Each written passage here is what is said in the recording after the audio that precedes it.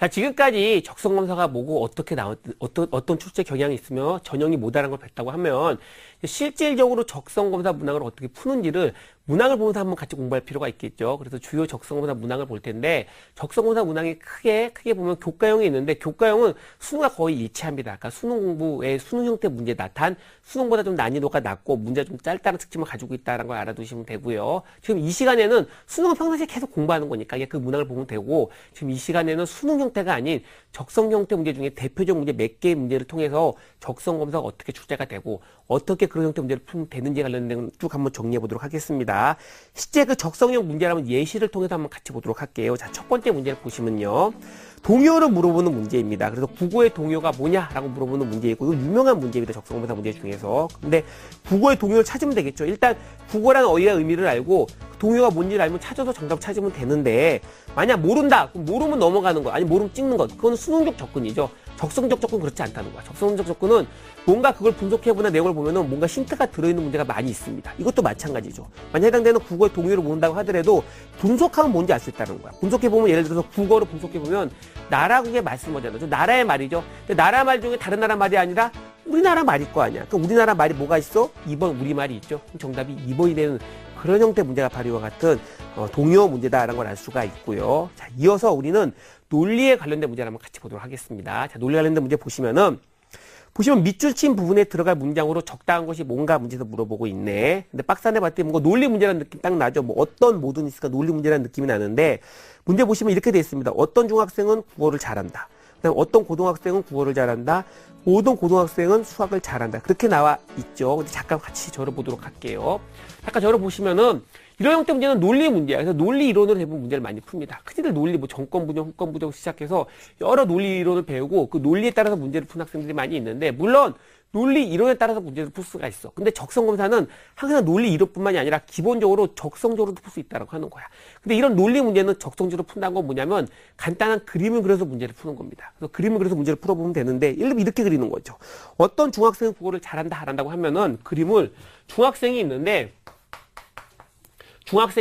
이 중에 모두가 아니라 어떤 애들만 이렇게 국어를 잘한다. 이런 형태 그림을 그리면 된다라고 하는 거야. 논리에 의해서 접근하는 게 아니라. 그 다음에 보면은 어떤 고등학생도 국어를 잘한다죠. 그럼 어떤 고등학생도 국어를 잘한다. 이렇게 그림 그려주면 되고 마지막 모든 고등학생은 수학을 잘한다니까 고등학생 모든 사람들이 다 이렇게 수학을 잘한다라는 걸 알 수가 있는 거죠. 이렇게 그림 그릴 수 있다고 하는 거야. 이렇게 그리게 되면은 정답이 여기에 맞는 정답이 뭔가를 본다고 하면은 4번 보시면은 어떤 고등학생은 국어와 수학을 모두 잘한다고 그랬었죠. 근데 고등학생들 중에서 여기 있는 애들은 말이야 국어도 잘하고 수학도 잘하잖아. 그러니까는 어떤 고등학생은 국어 수학을 모두 잘한다고 하는 4번이 정답이 되면 우리가 알 수 있다고 하는 겁니다. 자, 그런데 이런 형태 문제는 이런 논리 형태 문제 같은 게 중요한 팁이 하나가 있습니다. 뭐냐면은 지금처럼 어떤 박스 안에 미리 명계 중에 어떤이 나오잖아. 어떤 중학생은 어떤 고등학생이 나오잖아. 그럼 어떤이 나오면은 결론으로 모두의 대부분 나오지가 않는다라고 하는 거야. 그러니까 해당되는 잘 안 나와. 그러니까 90% 이상은 안 나옵니다. 그렇기 때문에 박스 안에 어떤이 있잖아. 그러면 1, 2, 3, 4번 중에서 모든보다는 4번처럼 어떤이는 4번부터 정답인지 아닌지 먼저 보면 시간 좀 더 세이브해서 문제 풀 수 있는 그런 중요한 시간 절약하는 팁이 있다라는 내용을 알아두시면 되고요. 한번 이제 상황 논리 관련된 문제도 한번 같이 보도록 할게요. 자, 이어서 보시면은 해당된 문제 보시면 이렇게 돼 있죠. 책상에 낙서를 한 용의자로 4명을 알아냈는데 그 중에 한 명은 거짓말을 말하고 3명은 참말을 말한다고 하죠. 3명은 참말을 말하고 범인만 거짓말을 말한다고 했었을 때 그 범인이 누군가라고 문제에서 물어보고 있네. 그러면은 홍은, 영숙, 영표, 철호 중에 한 명이 범인이고 그 범인만 거짓말 말하고 나머지 범인이 아닌 3명은 참말을 말하는 거잖아. 그러면 이제 이런 형태 문제는 원칙적으로 어떻게 푸냐면 경우의 수를 나눠서 푸는 겁니다. 예를 들어서 홍은이 범인이야. 그러니까 홍은이 거짓말 말하고 나머지 영숙, 영포, 철호가 진실을 말하는 경우 하나. 두 번째는 영숙이 거짓말 말하고 나머지가 진실을 말하는 경우 둘. 세 번째는 영표가 거짓말 말하고 나머지가 진실 말하는 경우 셋. 마지막은 철호가 거짓말 말하고 나머지가 진실 말하는 경우 넷. 그렇게 4가지 경우의 수를 구해서 풀면 되는 문제가 이런 형태의 문제인데 이렇게 경우의 수 문제라고 해서 4가지 경우의 수를 일일이 다 구해서 문제를 풀게 되면 단점이 있습니다. 자, 무슨 단점이 있냐? 날이 샌다는 단점이 있어. 시간이 오버된다는 단점이 있죠. 적성은 시간이 부족하기 때문에 항상 감각적으로 문제를 빨리 풀어야 돼. 근데 이런 형태 문제처럼 참말을 말하는 사람도 있고 거짓말을 말하는 사람도 있잖아. 그러면은 참말, 거짓말 말하는 사람 다 있기 때문에 꼭 충돌하는 두 사람이 생깁니다. 그래서 나온 사람들 중에서 누가 충돌하는지를 보면 더 빨리 정답을 알 수가 있어. 무슨 말이냐? 문제 보면은 홍은이가 뭐라 말했더니 영숙이 밑에 영숙이가 뭐라 했냐면 내가 낙서했다는 홍은이 말은 결단코 거짓이야 라고 말하고 있잖아. 둘이 충돌하고 있는 거야. 그러면 홍은과 영숙이 충돌하고 있으면 둘 중에 한 명이 참이고 둘 중에 한 명이 거짓이 되는 겁니다. 근데 한 명만 거짓이고 나머지 다 참이라고 그랬으니 홍은, 영숙 중에 거짓이 있으니 그 나머지는 다 참말이 될 거 아니야. 그러니까 영표랑 철호는 항상 참말이 되는 겁니다. 근데 둘이 참말이 되는데 철호가 뭐라 그랬냐면 영표랑 나랑 영숙이는 함께 같이 있었는데 책상 끝에 가지도 않았지 범인이 아니라고 말하는 거죠. 근데 그게 참말이야. 그게 참말이면 결국 철호랑 영표랑 영숙은 다 범인이 아니니까 범인 누가 되겠어?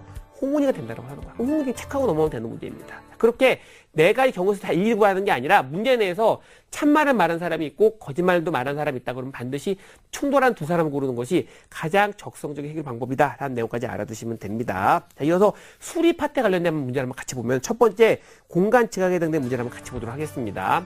화면을 보면 물음표에 들어갈 도형이 뭔가를 물어보는 문제입니다. 그럼 이거는 앞에 있는 세 개의 도형의 변화를 보고 그 규칙을 보고 물음표에 올 도형이 뭔지 찾으면 되는 그런 형태의 문제거든요. 그럼 딱 변화를 보고 정도 찾으면 되는데 사실은 시간만 충분히 주면 누구나 다 풀 수 있는 문제라고 할 수가 있어. 근데 이런 형태 문제는 결국 얼마만큼 빠르고 감각적으로 푸냐가 중요한데 이런 형태 도형이 나오면은 적성적인 방법이란 뭐냐면 그 도형을 전체를 한꺼번에 보는 게 아니야. 한꺼번에 보는 게 아니라 일부분씩 꼭 나눠서 보는 것이 가장 중요한 방법이라고 할 수가 있다고 하는 거죠. 즉, 이 도형 다 보려고 그러지 말고 뭐 삼각형만 봐보시죠. 삼각형만 보면은 첫 번째 도형의 삼각형은 윗부분에 있다가 두 번째는 아래쪽에 있다가 세 번째 위에 있으니까 네 번째는 아래쪽을 향하고 있겠죠. 아래쪽을 하고 있는 정답이 4번밖에 없어. 그럼 정답은 4번이 되는 겁니다. 자, 그런 형태로 도형을 전체를 보려고 그러는 게 아니라 특징 있는 일부분만을 보고 정답을 찾겠다. 그것이 바로 가장 적성적인 방법이라는 걸 알아두셔야 됩니다. 도형이 복잡하게 나오면 나올수록 도형을 전체를 한 번에 다 보겠다 그러면 시간이 많이 걸리고 규칙이 잘 안 보입니다. 근데 전체를 한 번에 다 보는 것이 아니라 일부씩 나눠서 보겠다 그랬을 때가 가장 빠르고 가장 정확하게 정답 찾을 수 있는 방법이다라는 내용을 여러분들이 알아두시면 되고요. 이어서 계산 문제에 해당되는 수리력 문제를 한번 같이 보도록 할게요.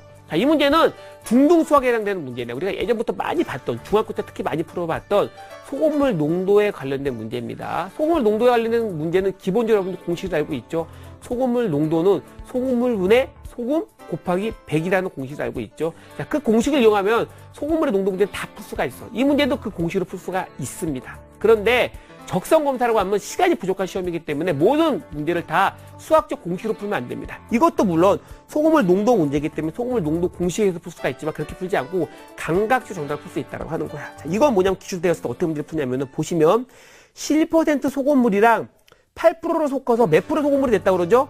10% 소금물 됐다고 얘기를 하잖아. 그러면 10% 소금물 된 거는 11%에 가까워요? 8%에 가까워요? 11%도 가깝죠? 그 11%가 가깝다는 얘기 무슨 말이냐면 11% 소금물 더 많이 넣었다는 의미가 되는 거야. 더 많이 넣었는데 그럼 일단 전체 300g 중에서 11% 소금물 더 많이 넣었다 그러면 11% 소금물은 항상 절반 이상이 될 수밖에 없는 거죠. 근데 절반 이상, 즉 150 이상 있는 건 정답이 4번밖에 없습니다. 그럼 정답 4번인 겁니다. 일일이 소금물의 농도를 공식에서 구하는 것이 아니라 감각적 정답을 찾는 것. 그게 바로 적성검사입니다. 근데 적성검사 문제 중에 중등수학 문제가 예를 들어서 20문제가 나왔다. 그럼 20문제 전부 다 감각적으로 푸는 문제가 나오냐? 그렇지는 않습니다. 그렇지만 적어도 한 30-40%에 해당되는 문제는 일일이 공식을 다 구해서 푸는 것이 아니라 감각적 정답을 딱딱딱 나올 수 있는 문제가 나오니 그런 형태의 문제만이라도 빠르게 푼다고 하면 나머지 일일이 공식을 구해서 풀어야 되는 문제에 많은 시간을 투입해서 풀 수 있기 때문에 결국 고득점이 가능하다고 하는 거죠. 그것이 바로 가장 적성적으로 푸는 방법이다라는 내용을 알아두시면 되고요. 자, 마지막 한 문제만 더 보도록 하겠습니다. 이것도 마찬가지로 수리에 관련된 문제라고 할 수가 있겠죠. 보시면 A와 B 중에 누가 더 큰지 작은지 아니면 같은지를 물어보는 형태 문제 바로 이 문제라고 할 수가 있겠죠. 그러면 딱 보자마자 우리 이제 고등수학까지 했으니까 딱 보자마자 루트가 있는데 뭐가 더 큰지 작은지 보려고 그러니까 이건 제곱해서 접근하겠네라는 느낌이 확 나잖아. 그거는 수학적 접근 방법이라 하는 거야. 적성적 접근 방법은 말이야. 이건 결국 대소만 비교하면 될 거 아니야. 그러니까 대소만 비교하면 되기 때문에 정확히 계산하려고 그러지 말고 누가 더 큰지 작은지 같은지만 보면 되는 거기 때문에 그렇게 큰 덩어리를 보는 게 좋습니다. 자, 무슨 말이냐면 이 정도는 알고 있을 거야. B를 보면 B가 루트 3 플러스 루트 2 플러스 4잖아. 근데 우리가 루트 3은 1.7xx라는 걸 알고 있고 루트 2는 1.4xx 그 정도는 알고 있죠. 그러면 루트 3과 루트 2를 더하게 되면 1.7과 1.4를 더하기 때문에 3.xx 나온다는 걸 알 수가 있겠네. 그럼 거기다 4까지 더하면 7.xx 나온다는 걸 알 수가 있겠죠. 7보다 약간 크다는 걸 알 수 있겠죠. 근데 A는 루트 48이면 A는 루트 49보다는 작잖아. 즉 루트 49는 7이기 때문에 7보다 작다라고 하는 거야. 아, 그럼 A는 7보다 작은데 B는 7보다 약간 크니 B가 더 크다라는 걸 알 수가 있겠다고 하는 거죠. 즉, 내가 뭘 말하냐면은 대소 비교 문제를 나왔을 때는 정확히 계산해서 값이 뭐가 나오는지 딱 알면 당연히 대소 비교할 수가 있겠지만 그건 수학적 접근 방법이고 적성 검사적 접근 방법이라고 한다고 하는 건 큰 덩어리로서 이게 뭐가 큰지 작은지만 알면 되겠다는 전제하에 계산하는 것, 그것이 바로 적성적인 접근 방법이다라는 걸 여러분들이 아는 것이 중요하다라는 내용까지 알아두시면 됩니다. 자, 이것이 바로 해당되는 적성형 문제를 푸는 방법입니다. 그러니까 적성형 문제를 풀 때 내가 국어 수학 문제인데도 불구하고 국어 수학도 접근하지 않았죠. 다 적성적으로 접근했었죠. 그렇게 했을 때만 고득점이 가능하다는 걸 여러분들이 잊지 않으셔야 됩니다. 자, 이어서 우리가 이제 어떤 형태 문제가 나왔을 때 어떻게 문제를 풀면 된다까지 배웠으니까 이제는 실질적으로 원서 접수했을 때 어떻게 원서를 접수하는지 대한 내용을 한번 같이 보도록 하겠습니다. 자, 원서 접수할 때는 말이죠. 일단 기본적으로 수시 모집 때는 6개 대학까지 지원이 가능합니다. 6개 대학까지 지원이 가능하기 때문에 6개 대학을 다 지원한 경우도 있습니다. 다 지원한 경우도 있는데 일단 기본적으로 적성검사를 내가 공부했다 하는 학생 같은 경우에는 적성검사를 실컷 공부했는데 1개 대학, 2개 대학만 지원하면 조금 억울할 거 아니야. 조금 효율적이지 않겠죠. 그러니까 적어도 적성검사를 지원했다는 학생 같은 경우에는 말이야. 적어도 대학을 3개, 4개, 5개, 즉 3개 이상을 지원하는 것이 좀 더 효과적이라고 할 수가 있습니다. 근데 대부분 적성검사를 지원하는 학생 같은 경우에는 거의 모든 대학 6개까지 다 맞춰서 지원하는 그런 경향이 있습니다. 아무튼 기본적으로 한두 개 하기보다는 3개 이상 지원한 것이 좋다는 걸 알아두시면 되고, 자, 또 하나 지원을 할 때 적성검사에서 내가 만약 수능 중심을 하고 난 수능이 너무나 중요해. 오직 수능 중심을 하고 싶다는 학생 같은 경우에는 수시 2차를 노리는 게 좋다고 하는 거야. 즉 수능 이후에 시험 보는 적성검사 대학이 있습니다. 아까 말했듯이 고려대 세전 캠퍼스라든지 홍익대학이라든지 그런 몇 개 대학이 있으니 그런 대학을 노리는 게 좋다고 하는 거죠. 그래서 그런 학생 같은 경우에는 수능을 열심히 공부하다가 수능 딱 끝나고서부터 적성 올인하면 되기 때문에, 그래서 난 수능 중심하겠다는 학생들 같은 경우에는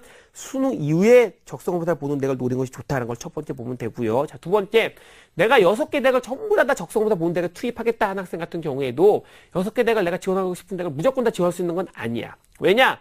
적성검사 보는 날짜가 겹치는 대학이 있거든요. 그 겹치는 대학은 같이 물론 지원은 할 수 있습니다. 지원할 수가 있지만 동시에 같은 날 보기 때문에 시험을 두 군데 볼 수가 있을 거 아니에요. 볼 수는 없잖아. 그러니까 한 개의 대학은 시험을 볼 수 없기 때문에 그냥 뒤에 하나 날리게 되는 겁니다. 자, 그런 의미에서 겹치는 날짜 있는 대학은 지원하면 안 되겠다는 걸 여러분이 또한 잘 알아두셔야 됩니다. 그래서 지원 날짜를 여러분이 잘 보고 대학이 겹치지 않게, 즉 시험 보고 적성검사 보는 날짜가 겹치지 않게 지원하는 것이 중요하다는 걸 알아두시면 되는데, 가능하면 지원을 할 때 날짜가 겹치지 않는 것도 중요하지만 한 주에 2개, 3개 대학을 지원하는 건 좋지 않습니다. 그러니까 한 주에 1개 정도 대학 지원하는 건 좀 더 효과적이야. 그래서 한 주일 동안은 계속 그 대학만 공부하는 것이 좀 효과적이기 때문에 한 주에 너무 많은 대학을 지원하겠다는 마인드로 하지 마시고 한 주에 1개 대학 정도만 지원하겠다. 그러니까 적성검사 보는 날짜 기준으로 한 주에 1개 대학만 지원하겠다가 좀 더 효율적이다라는 걸 여러분들이 알아두시면 되고요. 자, 그 다음에 적성검사를 볼 때 일단 기본적으로 우리가 재수하면 안 될 거 아니야. 그렇죠? 그런 의미에서 내가 꼭 가고 싶은 대학이 있으면 물론 지원하는 게 맞습니다. 그렇지만 반드시 가장 낮은 대학, 즉 내가 생각해 내 레벨보다 낮다는 대학도 반드시 한두 개 대학은 꼭 지원하는 게 중요하다고 하는 거야. 자, 무슨 말이냐면 대부분 이제 수시 모집한다는 건, 수시 모집은 자기 성적 맞춰가는 학생들은 거의 없습니다. 자기 성적보다 조금 더 높은 대학 가죠. 물론 높은 대학 가는 게 원칙이야. 그래서 내가 더 높은 대학 지원해도 돼. 그렇지만 우리가 재수 안 하려고 한다고 하면 적어도 안전하게 낮은 대학 한두 개를 꼭 지원하는 것도 중요하다고 하는 거야. 즉, 꼭 가고 싶은 대학도 한두 개 지원하되 아주 제일 낮은 대학도 꼭 한두 개 지원을 해서 기본적으로 대학을 붙여놓고 그렇게 성부하는 것이 훨씬 더 효과적이다는 걸 여러분들이 알아두시면 됩니다. 자, 그 다음에 지원을 또한 할 때는 말이야, 출제 경향을 확인하는 게 좋습니다. 아까 제가 보여줬죠. 출제 경향 중에 가장 핵심적인 내용이 세 가지가 있다는데, 첫 번째가 영어 출제되는지 안 되는지, 두 번째가 중등 수학이 출제되는지 안 되는지 보는 겁니다. 반대로 수원이 출제되는지 안 되는지를 보는 것이고, 마지막이 이과 수학이 출제되는지 안 되는지를 보는 그 세 가지 꼭 본다는 걸 알아두시면 돼. 특히나 내가 영어를 잘한다. 그럼 당연히 영어로 출제하는 대학을 지원을 해야겠죠. 영어를 못한다. 그럼 영어로 출제하지 않는 데가 지원하는 것이 원칙일 거 아니야. 근데 내가 수능을 너무 열심히 하기 때문에 수능에서 나오는 수원을 열심히 했어. 난 수원을 잘해. 그럼 난 당연히 수원을 즉 수원 중심, 즉 중등 수학을 출제하지 않고 수원 중심으로 출제하는 대학을 지원하는 것이 또한 원칙이겠죠. 그렇게 하는 것이 가장 효과적이라는 걸 알아두시면 되고, 아까 말씀드렸듯이 수학을 못하는 학생 같은 경우에는 중등 수학을 출제하는 대학이 나와서 수원 출제 비중이 적은 대학을 지원하는 것이 좀 더 효과적이다라는 걸 여러분이 또한 알아두시면 됩니다. 그 다음에 작년에 경쟁률을 본 다음에 작년 경쟁률에 낮은 대학을 지원한 학생들이 있는데 그거는 되게 현명하지 않은 방법이야. 왜냐면 상당수의 학생들이 작년 경쟁률을 보고 낮은 대학을 지원하려고 하고 하는 경향이 있기 때문에 기본적으로 적성검사 보면 대부분 작년에 경쟁률이 낮은 대학은 오히려 경쟁률이 낮은 대학이 낮은 학과는 오히려 금년도에 더 경쟁률이 높아지긴 합니다. 그렇기 때문에 작년 경쟁률은 의미가 없다라는 전제로 접근하는 것이 좋다라는 걸 알아두시면 되고, 그 다음에 수능 체제도 중요하죠. 왜냐하면 기본적으로 내가 그 수능 체제를 너무 자신이 없어. 그럼 지원해봤자 그 점수가 나오지 않으면은 적성검사를 잘 봐도 떨어질 수밖에 없기 때문에 의미가 없다는 거야. 그래서 기본적으로 수능 체제를 내가 넘을 수 있는 점인지를 보고, 만약 내가 수능 체제가 넘을 자신이 있어. 그러면 가능하면 수능 최저가 있는 대를 지원하는 것이 훨씬 더 효과적입니다. 왜냐하면 수능 최저가 있는 대학 같은 경우에는 수능 최저를 넘는 애들만 합격이 되기 때문에 실제 경쟁률이 많이 낮아진 효과가 있거든요. 그래서 나는 수능 최저를 넘을 자신이 있다 그러면은 가능하면 수능 최저가 있는 대학을 골라서 가는 것도 또한 효과적이다라는 걸 여러분들이 알아두시면 됩니다. 이것이 이제 가장 원서 접수하는데 중요한 내용, 핵심적인 내용이다라는 걸 여러분들이 알아두시면 되고요. 자, 이어서 그다음 어떻게 접수하는지까지 알았잖아? 그럼 우리가 어떻게 공부해야 되는지에 대한 적성 학습 방법에 관련된 내용을 한번 마지막으로 정리해 보도록 하겠습니다. 자, 적성 학습 방법은 말이야. 일단 가장 기본인 겁니다. 금년도서부터는 말이야. 작년과 다르게 금년도서부터는 적성 검사 올인이라는 건 말이 안 되는 거죠. 왜 그렇죠? 금년도 같은 경우도 대부분 다 출제하는 대학이 아까 말했듯이 순수 적성형 대학이라는 건 없다라고 하는 거야. 순수 적성형 대학이 없이 다 수능형 문제가 어느 정도 출제되고 있기 때문에 기본적으로 적성 검사를 공부를 할 때는 말이야 수능을 중심으로 할 수밖에 없는 겁니다. 그래서 수능 공부를 꾸준히 하면서 일정한 시간을 적성 검사를 공부하겠다. 그것이 훨씬 더 효과적이라고 하는 겁니다. 그래서 절대 적성 올인하면 안 됩니다. 어차피 수능형 문제가 나오기 때문에 수능을 안 본다는 건 되게 여러분들이 오히려 더 비효과적이라는 걸 알아두시면 되고, 수능 공부할 때 또한 중요한 내용이 뭐가 있냐면은 EBS 규제가 되게 중요한 의미가 있습니다. 왜 그러냐면 예를 들어 가천대학 그런다 그러면 가천대학이 출제할 때 말이야 출제위원들이 갖고 하는 내용이 교과서랑 EBS 교재밖에 없거든. 그래서 EBS 있는 문제가 곧바로 나오진 않지만 EBS 문제를 많이 참고하기 때문에 EBS 교재가 비슷한 형태 문제가 나온 경우가 꽤 많이 있습니다. 특히 EBS 교재 중에서 좀 쉬운 문제가 적성검사에서 많이 나온 경우가 있으니까 만약 내가 현재 수능 공부하겠다는 학생 같은 경우에는 EBS 수능 교재를 잘 보는 것이 또한 중요한 의미를 가지고 있다는 거 첫 번째 알아두셔야 됩니다. 이어서 두 번째 중요한 것이 뭐냐면 학습 방법에 관련된 내용 중에서 중등수학이 너무나 중요합니다. 아까 말씀드렸듯이 중등수학은 아까 중등수학을 출제한 대학 같은 경우에는 말이야 중등수학으로 수학 점수가 대부분 좌우되기 때문에 중등수학이 특히 의미가 있어. 그리고 중등수학은 대부분 공부한 지 오래됐기 때문에 기억이 안 나서 공부를 하지 않으면 점수가 높게 나오지 않는다라고 하는 거야. 그래서 중등수학을 꼭 여러분들 다 공부하는 게 중요한데 특히 중등수학을 공부할 때는 시기도 또한 중요합니다. 무슨 말이냐면 중등수학을 적성검사 시험 보는 날짜 임박해서 공부하게 되면은 수능적 부담이 있어. 왜냐면 중등수학 수능에 나오지가 않으니까. 그러니까 수능의 부담을 갖지 않으려면은 적성검사는 최대한 빨리, 지금 이 시간에 빨리 적성검사를 마무리하는 게 중요하다고 하는 거야. 그래서 적성검사를 다 끝내놓고, 지금 전부터 다 애는 중등수학을 끝내놓고, 적성검사 시험 임박하는 거는 결국 수능 날짜도 임박하는 의미가 되는 거잖아? 그럴 때는 수능에서 공통적으로 나오고, 즉 적성검사에서 나오고, 수능에서 나오는, 공통적으로 나오는 거 중심으로 공부하는 것이 훨씬 더 효과적이라고 하는 거죠. 그렇게 하지 않고, 적성검사 보는 날짜, 즉 수능 날짜 얼마 임박해서 수능에 나오지 않는 적성만 나오는 중등수학을 공부하게 되면 당연히 수능 공부에 타격이 올 수밖에 없을 거 아니야. 자, 그런 의미에서 해당되는 중등수학은 내가 적성검사 전형을 시작하겠다 그러면은 지금 당장 해야 될 것이 바로 중등수학에 관련된 내용입니다. 그런 연결된 게 고1 수학도 비슷하다고 할 수가 있습니다. 근데 특히 중등수학이 아주 중요하다라는 걸 여러분들이 알아두시면 되고요. 자, 세 번째 중요한 적성검사 학습법에 관련된 내용은 바로 기출 문제입니다. 기출 문제. 많은 학생들이 요즘은 수능형 문제로 나오기 때문에 수능 공부만 하면 적성검사가 다 해결되겠지 생각을 합니다. 근데 그거는 절대 아니야. 그건 여러분의 착오입니다. 왜 그러냐면은 적성검사는 각 대학에 출제하는 출제위원 교수님이 있고 그 출제위원이 출제하는 일정한 문제 흐름이 있어. 그래서 그분들이 좋아하는 문제 스타일이 있고 그분들이 잘 내는 그리고 그분들이 비중 있게 나오는 그런 영역이 있다라고 하는 거야. 그런 영역을 내가 충분히 공부해 두는 것과 공부하지 않는 거는 적성검사 점수에 큰 차이가 난다라고 하는 겁니다. 특히나 적성검사 출제가 완전히 수능과 똑같이 나오는 건 아니잖아. 그렇기 때문에 수능에서 나오지 않는 특유의 적성검사 문제 유형 같은 것도 있거든. 각 대학별로 그런 특이하게 출제되는 그 영역 부분, 그 유형 부분을 미리 공부하는 건 당연히 그 문제를 만드는 데 큰 도움이 되는 겁니다. 그런 의미에서 각 대학별 기출문제는 반드시 공부해야 될 내용이라 할 수가 있다고 하는 거야. 근데 기출문제도 막연히나 공부하는 게 아니라 각 대학의 문제 흐름이 있거든. 흐름이 있었을 때 예를 들어서 이전에는 영어로 출제하다 금년도 영어로 출제하지 않는다. 그런 대학들은 영어 기출문제를 볼 필요 없겠죠. 그래서 기출문제도 무조건 다 보는 것이 아니라 금년도 나온다라고 하는 문제 유형에 해당되는 기출문제만 보는 것이 더 효과적인 걸 알아두시면 되고, 그 다음에 이런 기출문제 공부를 할 때는 말이야, 이어서 계속 보게 되면은 내 문제 풀 때는 스탑워치를 이용해서 하는 게 중요한데, 무슨 말이냐면 기출문제 풀겠다고 해봐. 그 막연히 기출문제를 푸는 게 아니라 여러분 스톱워치를 이용해가지고 문항당 시간을 두고 문제를 푸는 겁니다. 대부분 대학들 같은 경우에는 한 문항에 한 1분 정도 시간을 주거든요.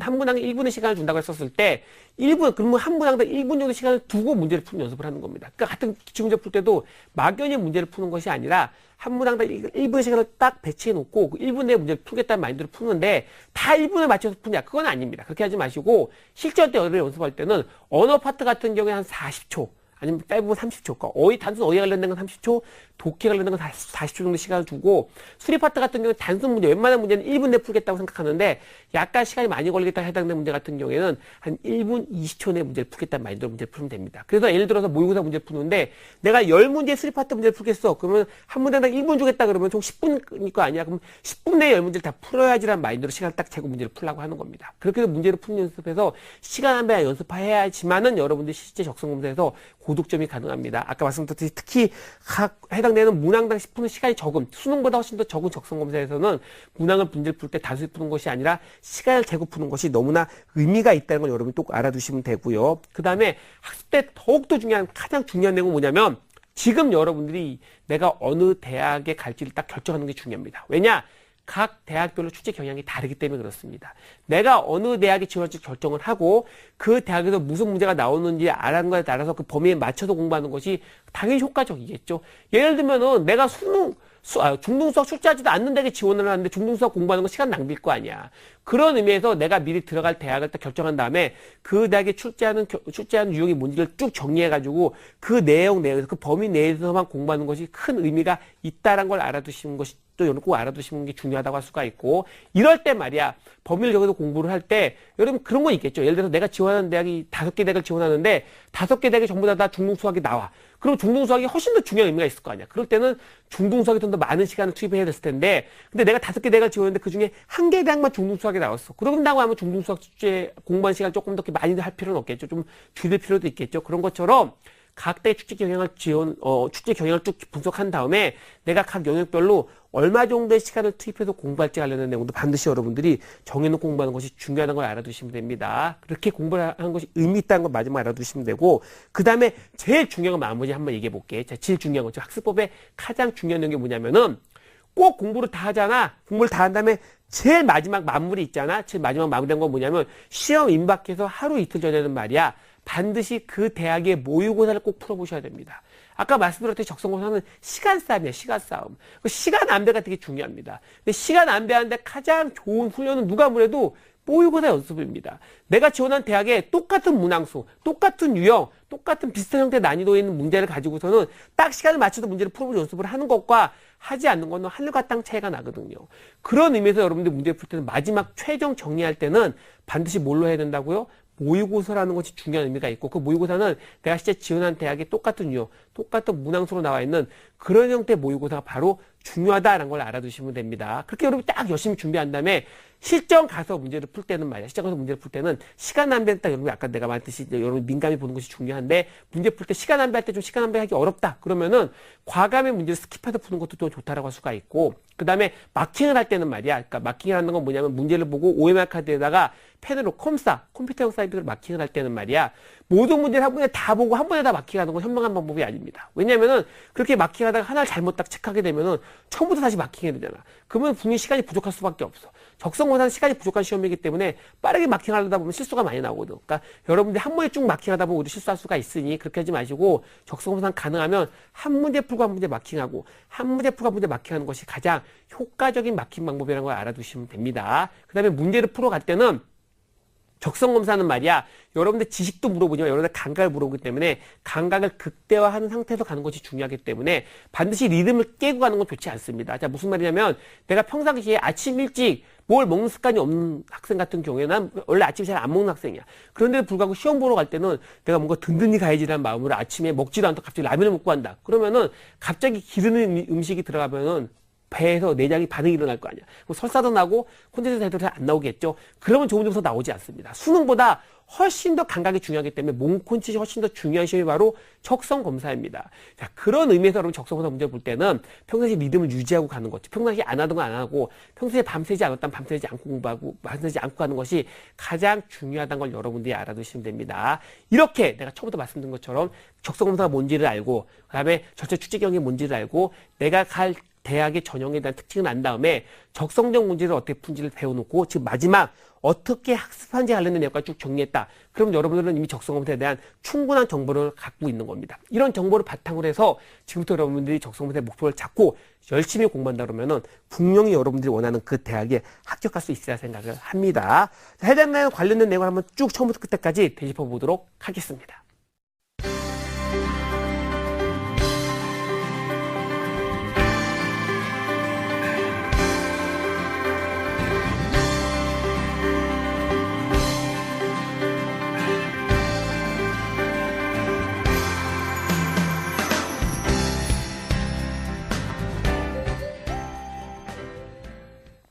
자, 여러분, 이제 적성검사 날짜도 얼마 안 남았고 원서 지원할 날짜도 얼마 안 남았습니다. 근데 아까 말씀드렸듯이 적성검사는 대부분 4등급 이하 학생들이 공부하는 시험이에요. 그러니까 딱 우리가 정확히 얘기하면 우리는 적성검사 공부하는 학생들은 일반적으로 공부를 아주 잘하는 학생은 아닙니다. 그러니까 적성검사를 지원했던 학생들이 공부에 습관이 많이 들여져 있고 실력이 좋은 학생은 아니라고 하는 거야.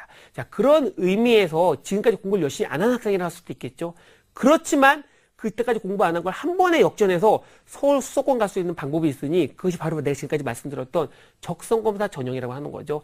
여러분한테 마지막 최고의 기회가 있습니다. 그 마지막 최고의 기회를 반드시 잡아야 되겠죠. 그런 의미에서 여러분들이 지금부터라도 열심히 공부해서 나는 반드시 합격할 수 있다라고 하는 강한 자신감 가지시고 여러분 합격을 위해 달려가도록 하십시오. 그럼 반드시 여러분이 적성검사 합격하리라 생각을 합니다. 적성검사는 공부하는데 많은 시간 들이는 시험, 그런 시험이 아닙니다. 목표만 가지고 달린다. 그럼 모두 다 합격할 수 있는 시험이 바로 적성검사 전형이라고 할 수가 있습니다. 그렇게 여러분들 목표를 가지시고 앞으로 열심히 달리셔서 여러분 모두 다 적성검사 전형으로 서울 수도권 대학에 합격하길 바라겠습니다. 여러분 모두의 대학 합격을 기원합니다. 고맙습니다.